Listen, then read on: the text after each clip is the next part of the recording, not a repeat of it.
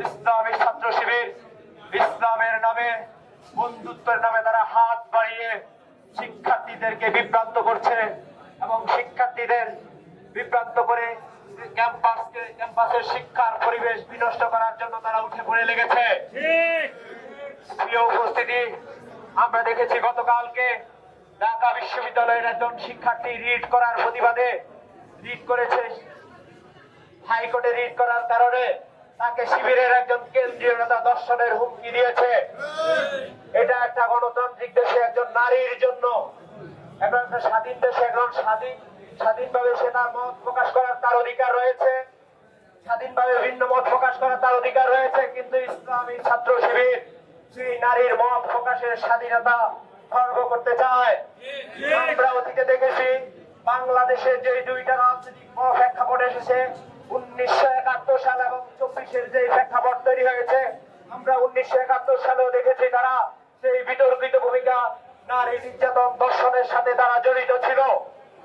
এবং 24-এর যে 17 বছরের আন্দোলনের যে প্রেক্ষাপট, 24-এর 5ই আগস্ট আমরা পেয়েছি, সেই 17 বছরেও তাদের ওই রকম কার্যকর রাজপথে কোনো আমরা ভূমিকা দেখতে পারি নাই।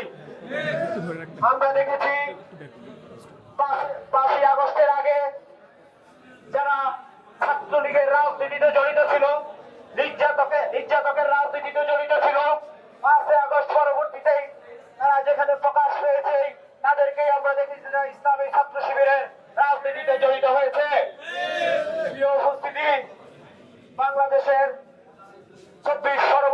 5ই আগস্ট পরবর্তী বাংলাদেশে যেখানে সবাই নতুন সম্ভাবনা ওই বাংলাদেশের কথা চিন্তা করছে, ইসলামী ছাত্র শিবির সেই বাংলাদেশকে ধারণ করে না বলে আমরা বিশ্বাস করি। ওদের স্বপ্ন পূরণে পাশে থাকতে পেরে আমরা গর্বিত। সেই বাংলাদেশকে ধারণ করত, তাহলে তারা শিক্ষা প্রতিষ্ঠানগুলোতে এইরকম বেকারজনক ঘটনা ঘটতে দর্শনের মতো হুমকি দেওয়ার মতো কাজ করতো না। আমরা দেখেছি রাজশাহী বিশ্ববিদ্যালয়ে ছাত্রদলের যুগ্ম সম্পাদক একজন নারী নেত্রীকে শিবির কিভাবে হেনস্থা করেছে। আমরা দেখেছি ঢাকা বিশ্ববিদ্যালয়ের ছাত্র সংসদে 24-25 বছরের শিক্ষার্থীরা, জাহাঙ্গীরনগর বিশ্ববিদ্যালয়ের 24-25 শিক্ষাবর্ষের শিক্ষার্থীরা ডাকসুর ভোটার হতে পারলো। রাজশাহী বিশ্ববিদ্যালয়ে শিবিরের অনৈতিক ভূমিকার কারণে সেখানে ভোটার হতে পারে, তারা বাধা দিচ্ছে। সাধারণ শিক্ষার্থীদের দাবি আদায়ের আন্দোলনের জন্য ছাত্রদল সেখানে শিক্ষার্থীদের পক্ষে অবস্থান নিলে শিক্ষার্থীদের ঘরে হামলা করে ছাত্র শিবিরের নেতৃত্বে এবং আমাদের নারী শিক্ষার্থীরা সেখানে হামলার শিকার হতে হয়। আমরা গত 17 বছরে রাজপথে আমরা লড়েছি, প্রকাশ্যে দিবালোকে আমরা রাজপথে বারবার নির্যাতনের শিকার হয়েছি, হামলার শিকার হয়েছি, তবু আমরা জমে যাই নাই। আমরা মানুষের ভোটের অধিকারের জন্য, শিক্ষার্থীদের অধিকারের জন্য রাজপথে লড়ে গেছি। কিন্তু আমরা ছাত্র শিবিরকে কখনো দেখি নাই রাজপথে প্রকাশ্যে এসে রাজনীতি করতে। বাংলাদেশে 24 পরবর্তী বাংলাদেশের নিষিদ্ধ ছাত্রলীগ ব্যতীত প্রতিটি ছাত্র সংগঠন ইসলামী ছাত্র শিবিরকে গুপ্ত রাজনীতির বাইরে এসে শিক্ষার্থীদের সাথে, সাধারণ শিক্ষার্থীদের সাথে কাঁধে কাঁধ মিলিয়ে রাজপথে রাজনীতি করার আহ্বান জানানো সত্ত্বেও তারা সেই গুপ্ত রাজনীতি পরিহার করতে পারে নাই।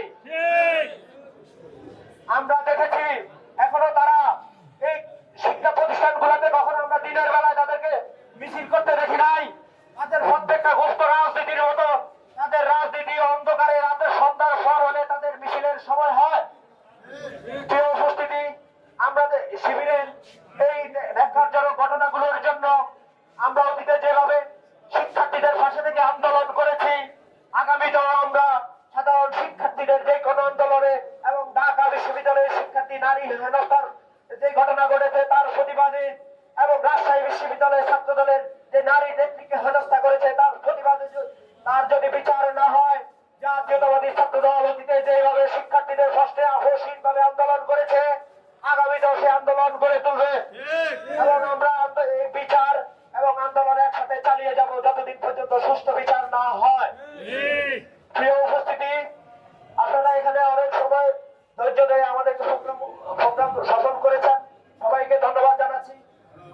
সাংবাদিক ভাইরা, আপনারা দীর্ঘ সময় ধরে আমাদের সাথে ছিলেন, আপনাদেরকেও ধন্যবাদ জানাচ্ছি।